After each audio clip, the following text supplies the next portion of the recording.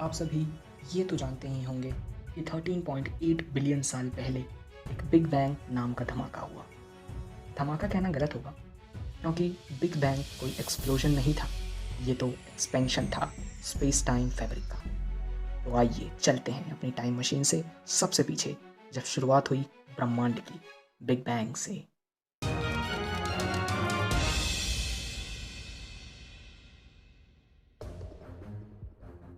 ये छोटा सा रोशनी का गोला देख रहे हैं? आज इंसान जिस भी चीज़ के बारे में जानता है उसका जन्म यहीं से हुआ था। अपनी टाइम मशीन से फ़िलहाल हम इतना ही पीछे जा सकते हैं।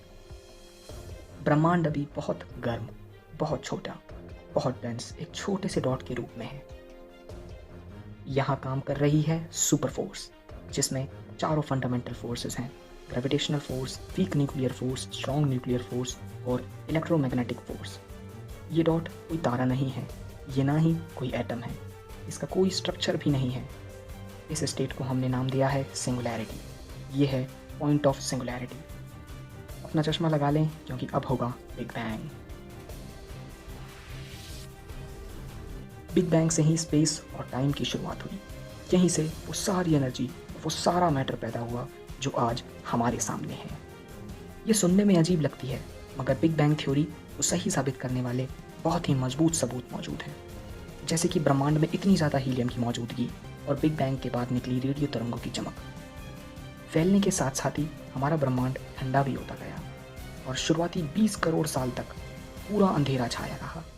उसके बाद ग्रेविटी ने अपना कमाल दिखाया। ग्रेविटी की वजह से गैस के बादल इकट्ठे होकर गर्म होने लगे और तब सबसे पहले स्टार्स पैदा हुए। और उसके तकरीबन 12 करोड़ साल बाद इन तारों ने मिलकर एक छोटी आकाशगंगा बनाई। ये आकाशगंगाएं आपस में मिलने पर बड़ी आकाशगंगाएं बनी, जिसमें हमारी अपनी मिल्की वे आकाशगंगा भी है, जो कि करीब 11 अरब साल पहले बनी थी। इसमें अरबों खरबों सूर्य हैं। हमारा सूर्य कौन सा है? वो अभी तक पैदा नहीं हुआ, वो दूसरे तारों की राख से पैदा होगा। ये फ्लैश जैसी रोशनी देख रहे हैं, ये सब सुपरनोवा है। ये तब पैदा होती हैं जब कोई बड़ा तारा मरता है। ये वो जगह है जहाँ तारे मरते और पैदा होते हैं। ये है स्टेलर नर्सरी। पानी की भाप से जैसे बड़े बादल बनते हैं, वैसे ही ये तारे बने। ये इतने गर्म हो गए कि इनके अंदर मौजूद परमाणु तक आपस में मिल गए, जिससे हमारी सांस लेने वाली ऑक्सीजन, मसल्स में मौजूद कार्बन, हड्डियों वाला कैल्शियम और खून में मौजूद आयरन बना। ये सब चीज़ें बहुत पहले मर चुके तारों में बनी थी। आप, मैं, हम सब बने हैं तारों की धूल से। तारों से पैदा ये चीज़ें लगातार रिसाइकल होती रहती हैं और तारों के बनने और मरने का ये सिलसिला चलता रहता है। हमारा सूर्य कितनी देर बाद पैदा हुआ होगा? बहुत देर बाद। 4.5 अरब साल पहले हमारा सूर्य दूसरे मर चुके तारों की धूल से पैदा हुआ है। बिग बैंग कब हुआ?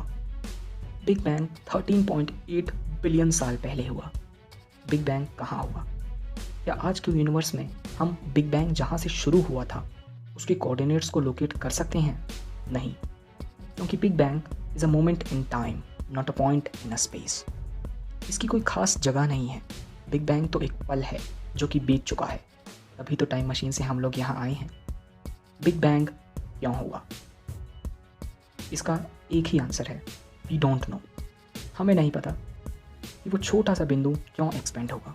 हमें नहीं पता कि वो छोटा सा बिंदु आया कहाँ से, वो क्रिएट कैसे हुआ।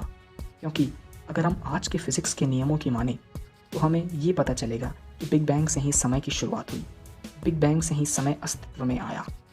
तो वो छोटा सा डॉट आखिर बना कैसे? दुनिया भर के कॉस्मोलॉजिस्ट मानते हैं कि हमारा यूनिवर्स नथिंगनेस में से आया है, यानी हमारा यूनिवर्स कुछ नहीं में से आया है। पर हमें नहीं पता कि आखिर कुछ नहीं में से इतना कुछ कैसे आ गया।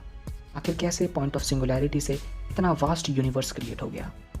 क्या स्पेस और टाइम से भी पहले किसी हायर पावर ने वो पॉइंट ऑफ सिंगुलैरिटी बनाया था?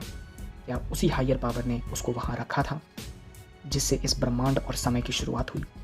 या इसी हायर पावर को हम गॉड या एलियंस कहते हैं? और इन सब सवालों का एक ही जवाब है, हमें नहीं पता।